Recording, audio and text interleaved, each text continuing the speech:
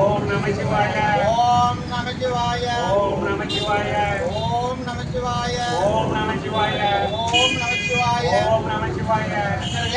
நம்முடைய இந்த அன்னதான இன்னைக்கு நடக்கக்கூடிய இந்த அன்னதானம் அமாவாசை என்று மிக சிறப்பாக நடைபெறுகிறது.